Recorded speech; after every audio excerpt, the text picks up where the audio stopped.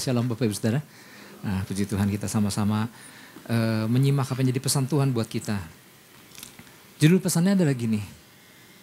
Terima, pahami, cerna, hidupi, dan bagikan.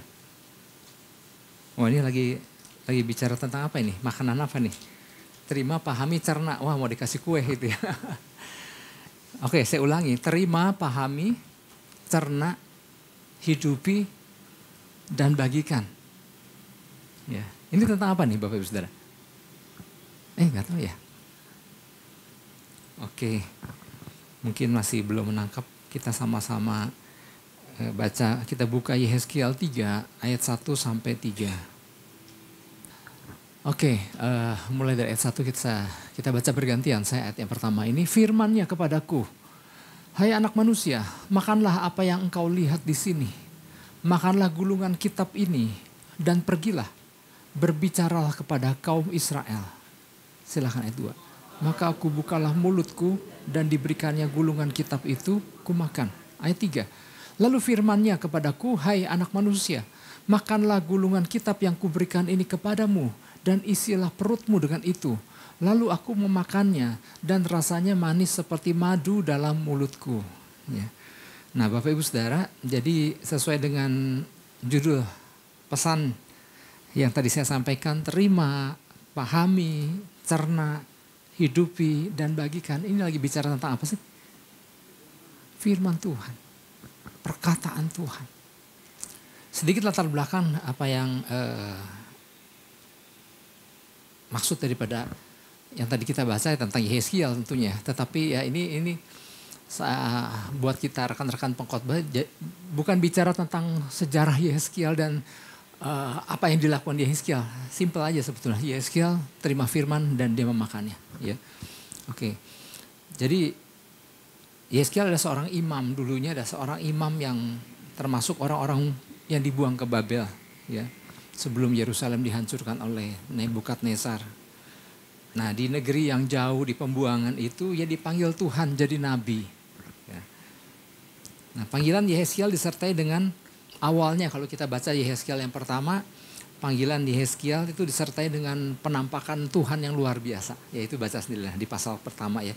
Ada angin, ada petir, ada kilat. Ya. Kemudian ada tahta yang diangkat oleh keempat makhluk. Wah benar-benar suatu pernyataan supranatural yang luar biasa.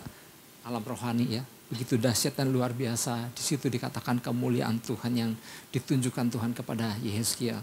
Nah, sebagai seorang nabi, Yehezkiel harus menerima dan menyampaikan berita dari Tuhan.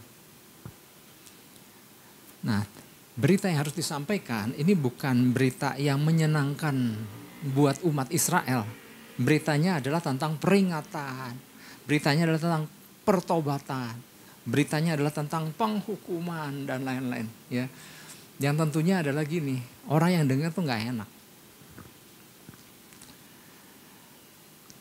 Nah apa yang tadi kita baca itu sebetulnya kan di Yehezkiel pasal ketiga ayat yang pertama sampai ketiga tadi. Sebetulnya di akhir Yehezkiel 2 itu sudah dimulai bagaimana di dalam suatu penglihatan Yehezkiel melihat ada tangan dengan gulungan kitab.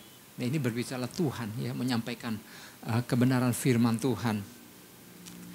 Nah di situ dikatakan di gulungan kitab itu tertulis ada nyanyian ratapan, ada keluh kesah dan rintihan. Nah, Yehezkiel 2 ayat 10. Nah, baru masuk ke Yehezkiel pasal yang ketiga. Ayat yang pertama tadi. Di situ dikatakan ada suara, hai anak manusia, makanlah apa yang engkau lihat di sini. Ya, artinya ada gulungan kitab yang dia harus makan.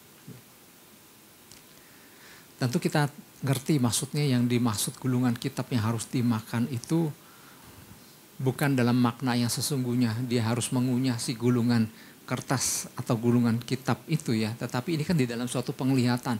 Tapi Yehezkiel mengerti maksudnya bahwa dia sedang memakannya di alam supranatural seperti itu. Ya. Jadi jangan disalahpahami ya. Kalau kita mungkin masih ingat jokes zaman dulu Bapak Ibu Saudara. Kalau mau apa lagi belajar susah masuknya nih. Maka nasihatnya apa pada waktu itu di masa-masa kuliah? Si bukunya harus dibakar, masukin ke air, di gelas, kemudian minum. Wah, udah apal itu semua. Ya, ada orang sakit dikasih resep sama dokter, resepnya dia makan supaya sembuh gitu ya. Nah, kadang-kadang itu yang tujuannya adalah sebenarnya gini, maknanya sama, ingin apa? Ingin mengalami isinya semua gitu. Ya, tapi dengan maksud yang salah. Nah, tetapi yang kita dengar dari tentang Yehezkiel yang harus memakan kitab itu, ini kan bukan dalam arti memakan yang arti literal, tetapi bagaimana Tuhan mau, ayo, pertama-tama dialah yang harus menerima, dialah yang menerima gulungan kitab, yaitu kebenaran firman, dan dialah yang pertama-tama harus memakannya. Yehezkiel gak sekedar menerima, tapi firman itu harus menjadi bagian di dalam dirinya. Nah, di sini kita mulai mengerti apa yang dimaksud dengan memakannya adalah supaya gini. Firman itu betul dia terima, tapi dialah orang pertama yang harus menikmati, dan itu firman menjadi bagian di dalam dirinya. Tapi ternyata ada rasanya ya. Bagaimana rasa? Apakah ada rasa? Di sini dikatakan tadi di ayat yang ketiga ternyata ada rasanya. Rasanya di situ dikatakan aku memakannya dan rasanya manis seperti madu dalam mulutku. Tentunya ini ada makna pula gitu ya. Jadi tentunya gini. Mungkin firman yang diterima Yehezkiel dan untuk kemudian dia sampaikan mungkin nggak kedengeran enak buat orang lain. Tetapi buat si penerimanya itu ada rasa manis ya. Jadi ternyata manis seperti madu katanya. Ya. Jadi ternyata gini, kenapa sih disebut ada rasa manis? Karena di sini meskipun isinya tentang peringatan, meskipun isinya tentang kabar penghukuman, meskipun isinya tentang kabar pertobatan yang membuat kuping orang lain gak enak, tetapi ternyata gini, ujungnya apa? Membawa orang kepada keselamatan. Ujungnya adalah untuk membangun kehidupan orang yang mendengarnya. Karena ada tujuan Tuhan di dalam kabar yang dia sampaikan. Mengubah kematian menjadi kehidupan. Apakah ini bukan sesuatu yang luar biasa? Katakan amin. Ya, kedengarannya gak enak, tapi tujuannya apa? Supaya Tuhan mengubah kematian menjadi kehidupan. Yang tadinya orang di dalam belenggu ketika mendengar kabar itu maka ada belenggu yang terlepas. Ya. Ketika orang hidup di dalam kutuk ketika mendengar kabar itu maka ada kehidupan kutuk yang berubah menjadi kehidupan berkat. Nah, ini yang menjadi pesan Tuhan. Sebenarnya pesannya simpel ya. Bahwa betul setiap kita terima firman Tuhan. Setiap kita mendapatkan pesan Tuhan. Setiap kita membaca firman Tuhan. Dan itu luar biasa kan. Menerima firman, membaca firman. Apa sederhana Pak? Ya betul, tetapi buat Tuhan ternyata bukan hal yang sederhana. Buat Tuhan tuh bukan cuma kita sekedar baca. Memang Bapak Ibu Saudara, mendengar firman Tuhan adalah menjadi sebuah kebutuhan itu bagus. Ya. Karena firman Tuhan juga katakan manusia hidup bukan dari roti saja, tapi di setiap perkataan yang keluar dari mulut Allah. Jadi firman itu kebutuhan, katakan kebutuhan. Kalau kita bisa makan jasmani aja sehari berapa kali,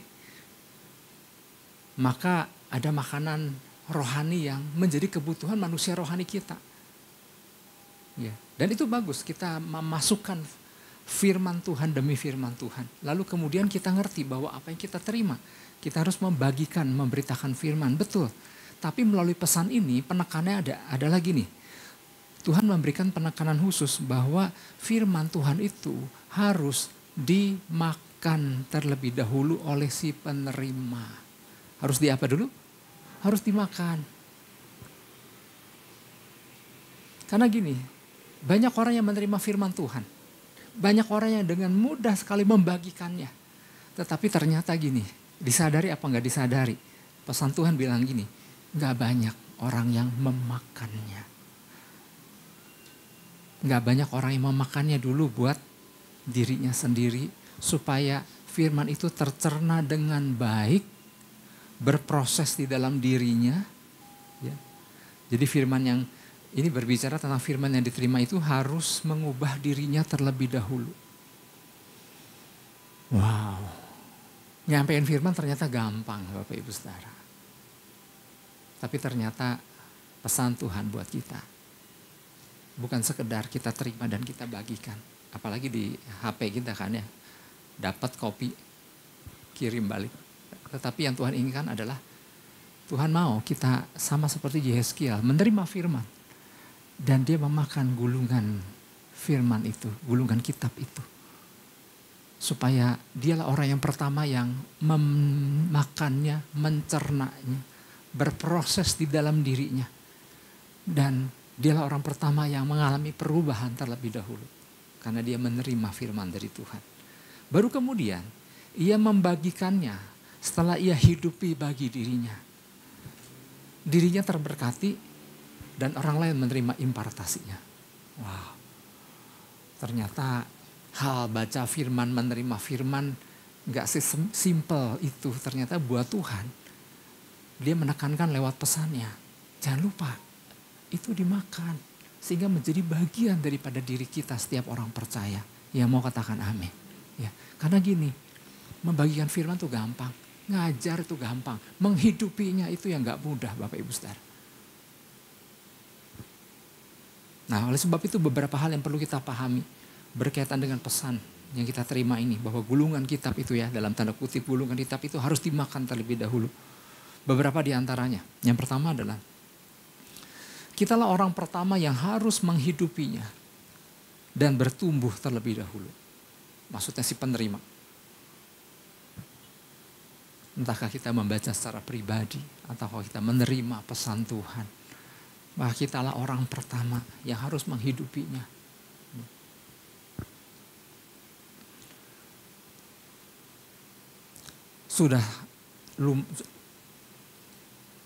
Sudah menjadi hal yang sering kita dengar orang-orang kadang-kadang ada komplain-komplain yang ditujukan kepada orang percaya.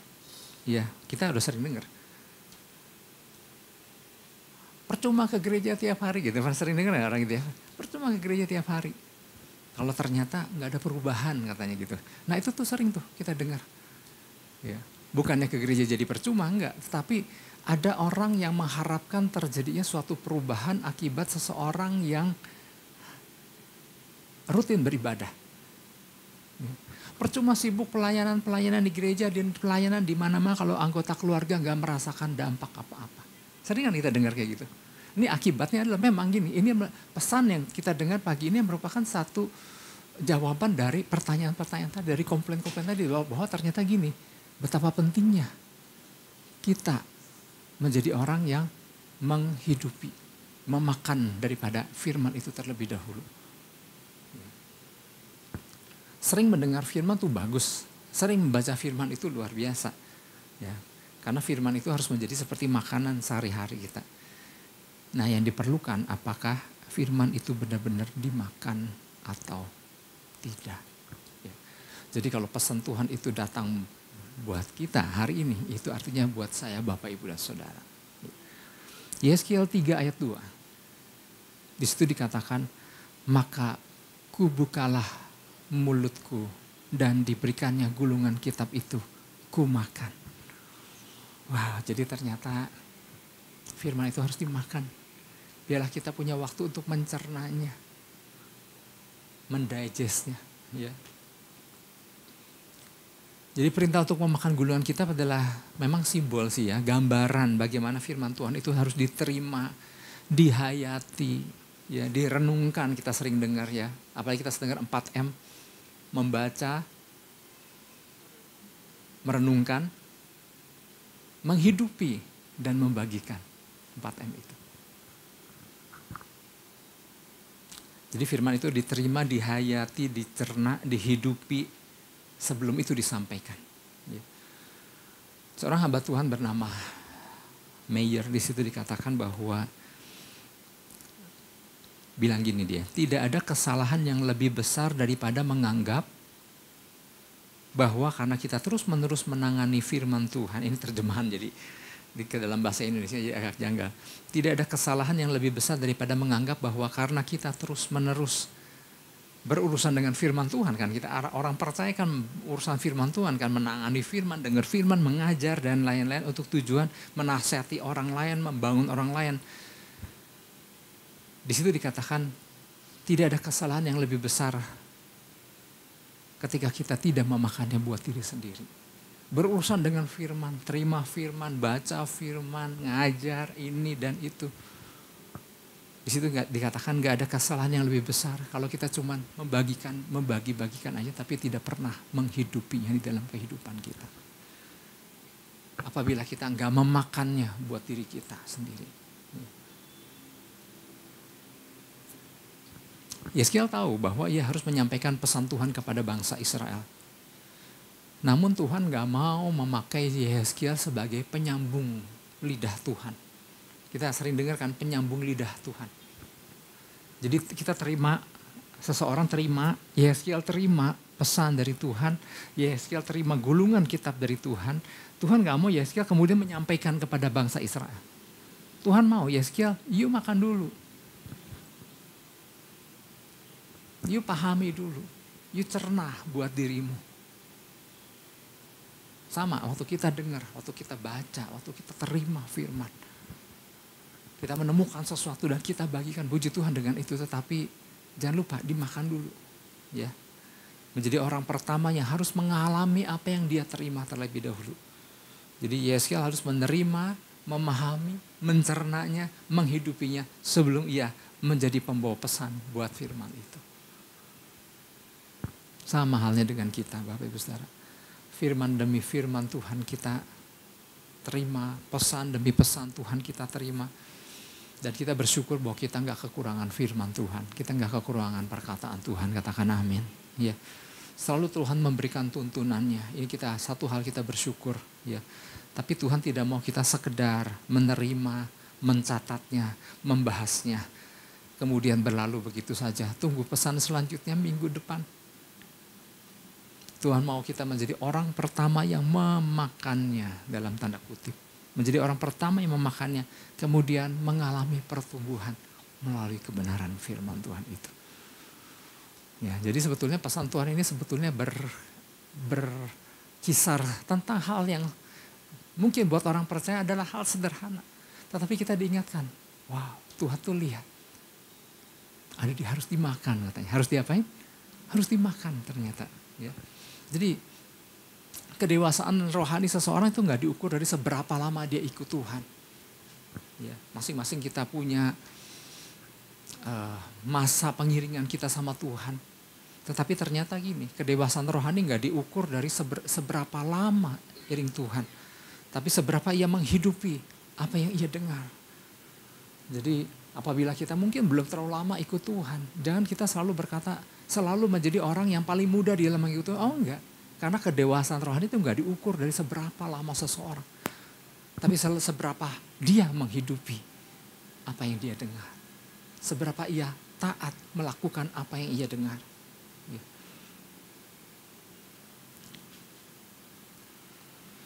Ada seorang hamba Tuhan pernah berkata bahwa dalam satu hari dia membaca firman Tuhan sekian banyak pasal. Ya puji Tuhan dengan itu ya. Tetapi gini Bapak Ibu Saudara. Orang-orang yang di parkiran bawah, kayak jadi kasih tahu siapa ya. Orang-orang di parkiran bawah. Dia gak mau tahu seberapa banyak firman Tuhan yang si anak Tuhan, si hamba Tuhan itu makan. Dia gak mau tahu seberapa hebat seseorang berdoa di rumah Tuhan.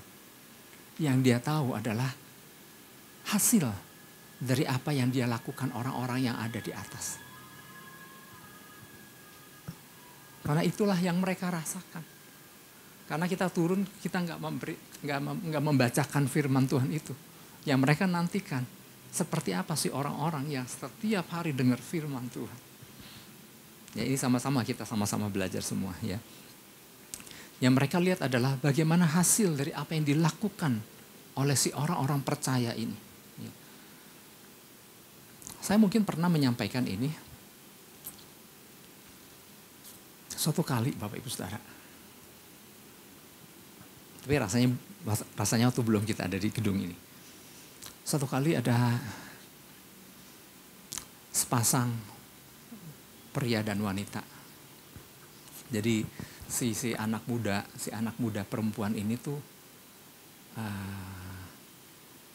adalah seorang yang memang akhirnya baru menemukan calon gitu ya.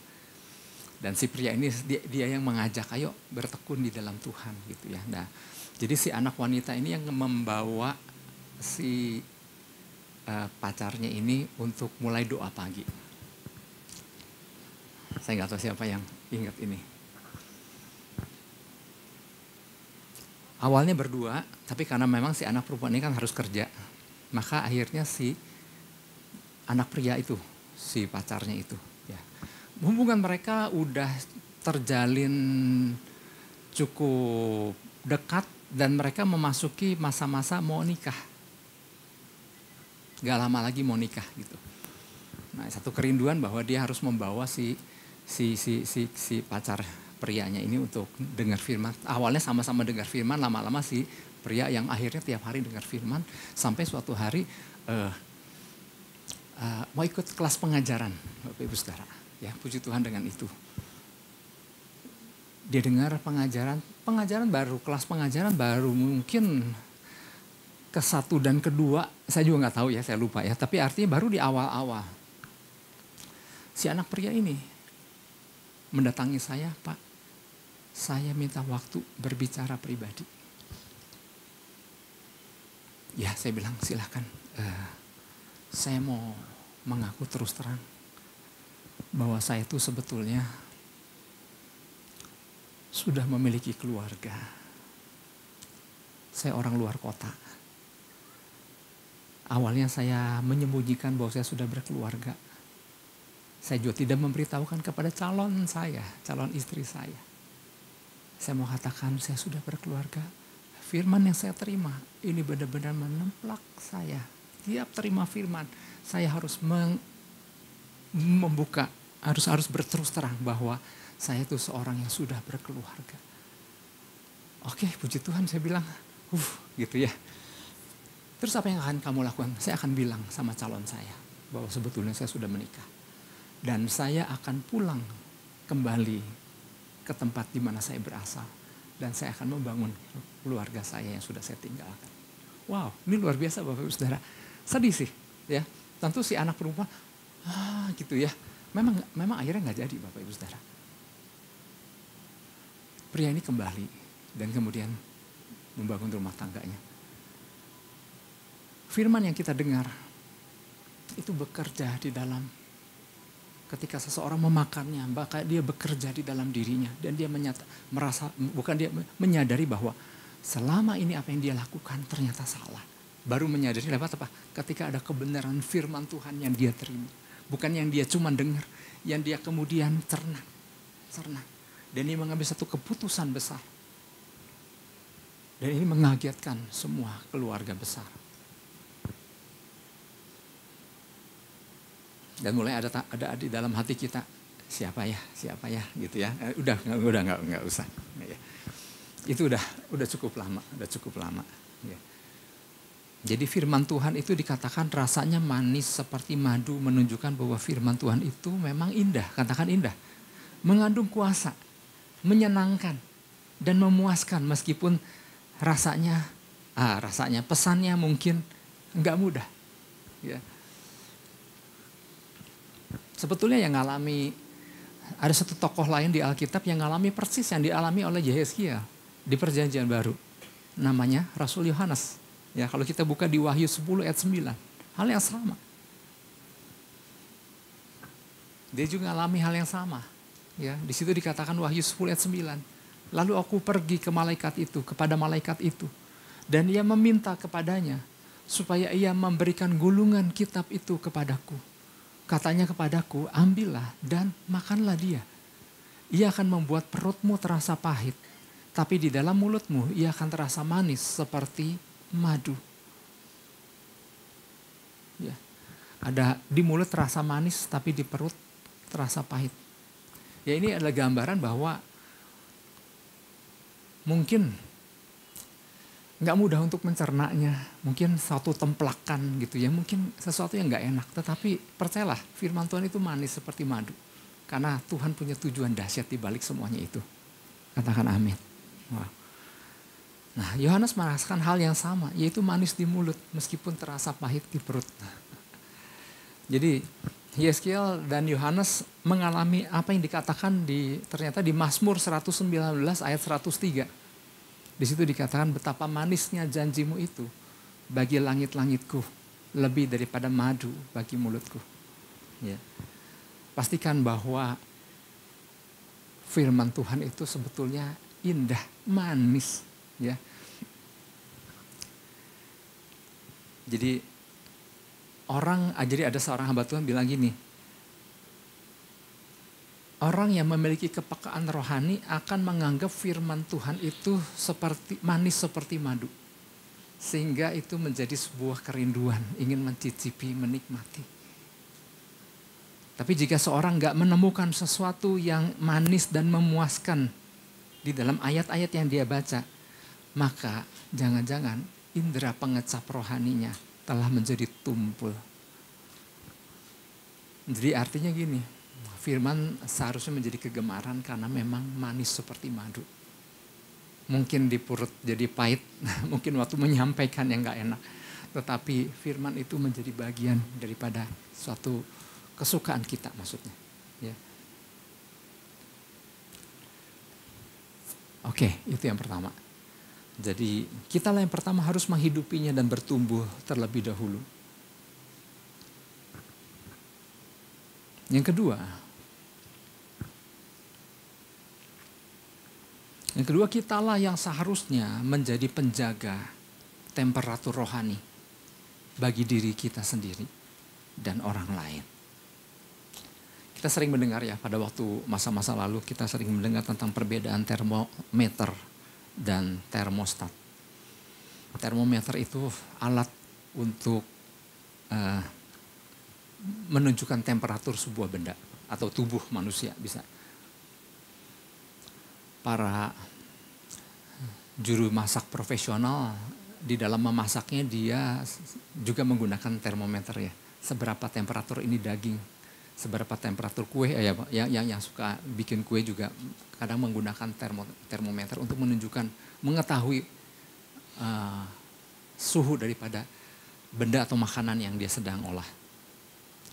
Nah, jadi fungsi termometer itu hanya untuk menunjukkan temperatur sesuatu atau seseorang. Ada alat satu lagi disebut termostat. Termostat adalah alat yang dapat mengatur temperatur suatu ruangan. Seperti AC yang sedang berjalan ini.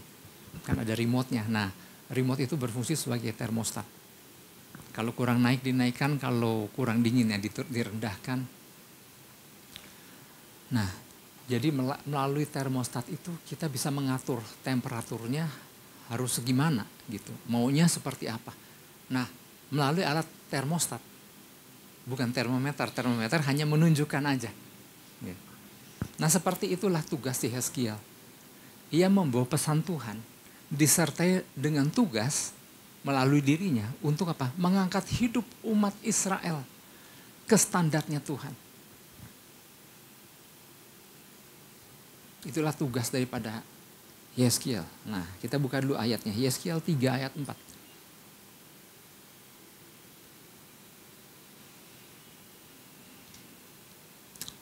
Demikian firman Tuhan, firman-Nya kepadaku, hai anak manusia, mari pergilah dan temuilah kaum Israel dan sampaikanlah perkataan-perkataanku kepada mereka. Setelah Yeskiel terima, setelah Yeskiel memakannya, kemudian ada tugas. Pergilah, temuilah kaum Israel dan sampaikanlah perkataan-perkataanku kepada mereka. Jadi sesuai dengan tugas dan fungsi daripada Yeskiel di mana ia harus melakukan berbagai pesan, ya pesan-pesan profetik kepada bangsa Israel yang sedang dalam pembuangan. Jadi zaman Yeskiel ini adalah bangsa Israelnya ada di dalam pembuangan. Tujuannya adalah untuk apa? Untuk memperingatkan mereka tentang hukuman atas dosa-dosa mereka, mendorong pertobatan dan menjanjikan pemulihan di masa yang akan datang. Apakah ini tugas mudah? Ini jelas bukan tugas yang mudah. Kalau kita baca di Yeskiel pasal yang ketiga, di awal-awal, baca sendiri aja nanti, bahwa ternyata tugas Yeskiel itu nggak mudah. Dia bilang lebih gampang memberitakan kepada bangsa lain selain Israel. Meskipun agak sulit menyampaikannya, tapi waktu mereka dengar mereka akan tangkap. Tapi membagikannya kepada umat Israel, ini nggak mudah katanya. Karena waktu mereka dengar mereka nggak akan mau menurutinya. Dan itulah tugas daripada Yeskiel untuk menyampaikan pesan Tuhan kepada umat Israel. Ya. Apalagi datang kepada bangsa yang pada waktu itu taraf kehidupan rohaninya yang memang sedang melorot jatuh. Tapi bagian Yeskiel adalah memberitakan untuk mengangkat kembali kehidupan kerohanian umat Tuhan, umat Israel ke standar yang Tuhan tetapkan. Jelas bukan perkara yang mudah. Tapi itulah tugas yang Tuhan perintahkan kepada Yeskiel. Ketika kita menerima pesan ini, maka seharusnya kita berfungsi sama. Apa yang membuat Yeskiel dimampukan untuk menyampaikan? Maka Tuhan bilang pertama-tama kau harus makan dulu itu firman. Kau harus makan dulu itu gulungan kita sebelum kau sampaikan kepada umat Israel. Karena mengangkat orang ke standar yang Tuhan kehendaki itu enggak mudah. Kalau enggak seseorang itu menghidupinya terlebih dahulu. Memang ada beberapa tugas-tugas yang dipercayakan yang harus Nehemia lakukan. Ya, ada istilahnya gini, Nehemia harus bertindak sebagai penjaga. Dia harus berfungsi sebagai penjaga buat bangsa Israel, memperingatkan tentang bahaya dosa dan akibatnya. Yeskiel harus memperingatkan orang-orang Israel tentang konsekuensi dari perbuatan mereka dan bahwa mereka harus bertobat untuk menghindari hukuman. Jadi, wow, ternyata buat Yeskiel yang seorang diri harus memperingatkan sebuah bangsa. Itu bukan perkara mudah, Bapak Ibu Saudara. Tapi itulah yang dilakukan oleh Yeskiel. Wow, luar biasa ya.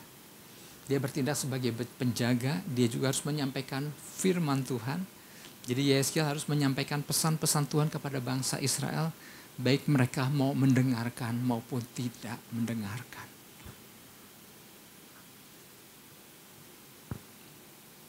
Kurang lebih sama kan seperti yang dialami Yeremia, seperti yang dialami Yesaya.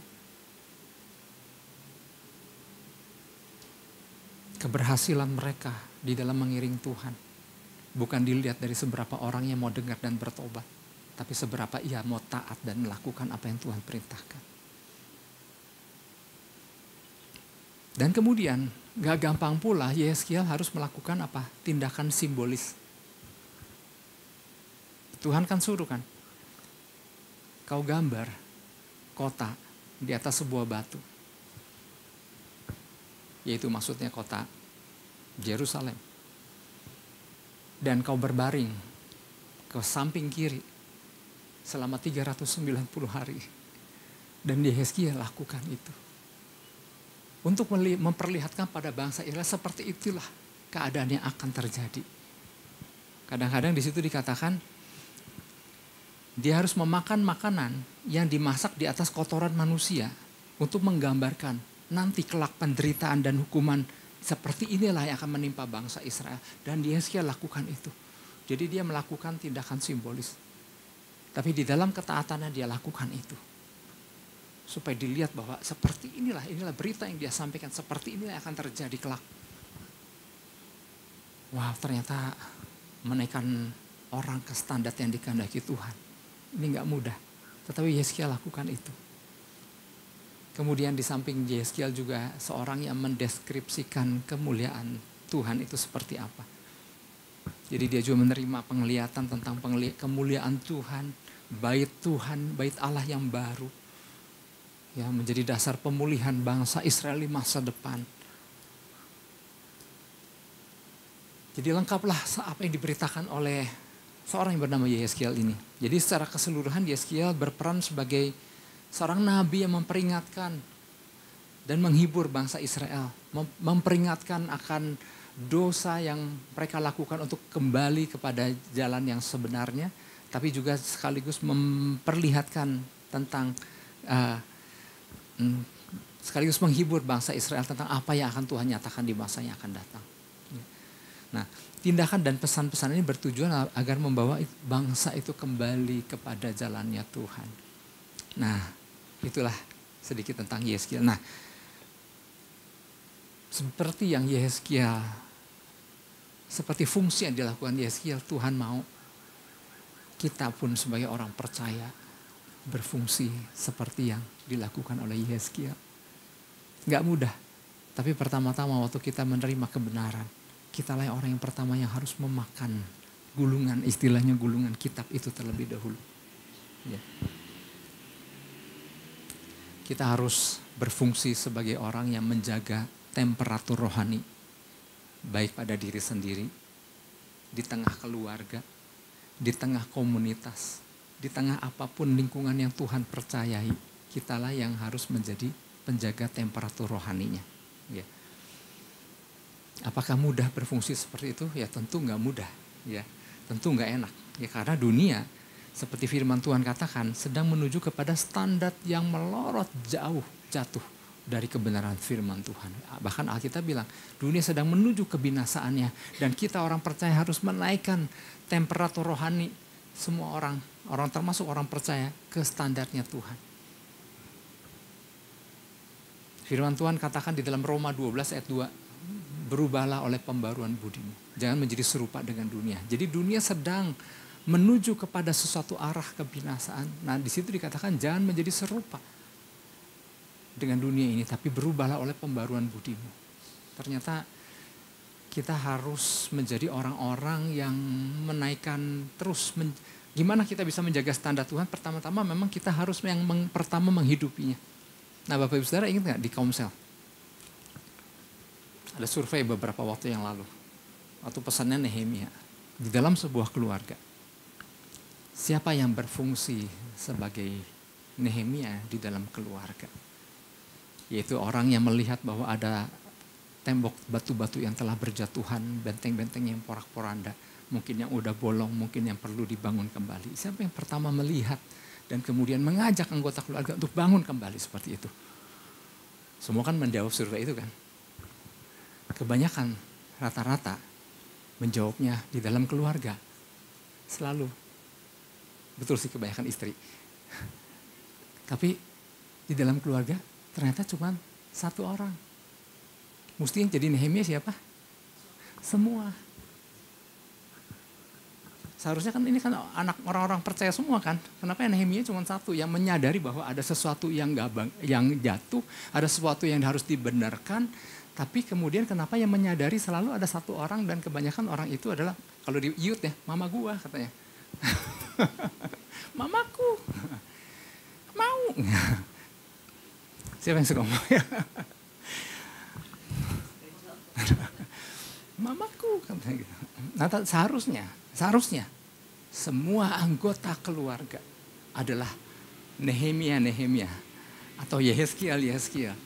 Jadi kita menjadi orang percaya yang adalah orang percaya yang pertama menyadari bahwa ada yang harus dibangun kembali, ada yang harus disusun kembali. Kalau nggak ada satu orang itu, maka nggak akan pernah ada yang terbangun kalau gitu kan. Nah itulah sebabnya setiap kita orang percaya menerima adalah memang makanya pesan Tuhan, maka kita yang pertama yang harus memakannya sehingga apa? Kita menjadi orang yang menjaga standar seperti yang Tuhan kehendaki. Jadi nanti kalau ada survei lagi siapa yang seharusnya menjadi Yehezkiel, siapa yang harusnya menjadi Nehemia? Kami semua.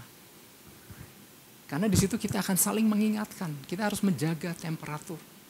Yang sering terjadi adalah gini kan, ketika ada satu anggota keluarga kena bully, maka yang lain adalah gini, memang orang itu mah nyebelin, kita hajar ramai-ramai gitu. Adakah satu orang yang menaikkan ke standarnya Tuhan? Yang memperingatkan. Kamu harus bangkit kembali. Orang lain boleh mengatakan ini kepadamu. Tapi engkau harus kamu harus ngerti. Tuhan panggil engkau. Siapa engkau di hadapan Tuhan? Nah mestinya ada orang yang bisa menaikkan standar Tuhan. Ketika ada yang standarnya melorot. Jangan ketika ada orang yang melorot, yuk kita sama-sama melorot sekeluarga. Jangan jadi melotot gitu.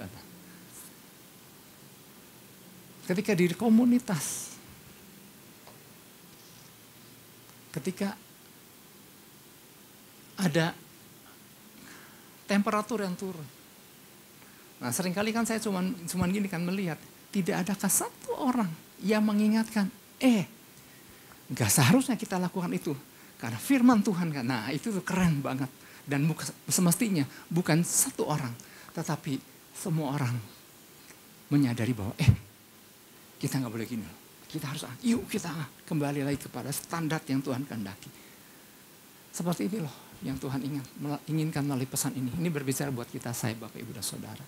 Bahwa ternyata kita menjadi orang-orang yang harus menjaga standar, temperatur rohani ke standarnya Tuhan. Ketika ada orang menggosip, maka kita yang pertama, kayaknya kita gak boleh lah ngomong gitu. Ketika ada orang yang jelek-jelekin, kayaknya gak boleh lah kita ngomong gitu. Ada orang yang mengingatkan kembali untuk menaikkan temperatur rohani ke standar yang Tuhan kehendaki. Oleh sebab itu mari Bapak Ibu Saudara, pesan Tuhannya kita sering mendengar mungkin, tetapi ternyata Tuhan menyampaikan pesannya menitik beratkan bahwa ternyata kita, saya, Bapak, Ibu, Saudara, selain kita menerima pesan, kita menjadi orang pertama yang harus mencicipi. Biarlah firman itu menjadi bagian dari kehidupan kita. Kita cerna. Dan baru kemudian kita bagikan. Dengan itulah maka kita bisa jaga standar temperatur rohani kepada standar yang Tuhan kehendaki. Yang mau katakan amin. Yang kita beri tepuk tangan buat Tuhan Yesus. Haleluya.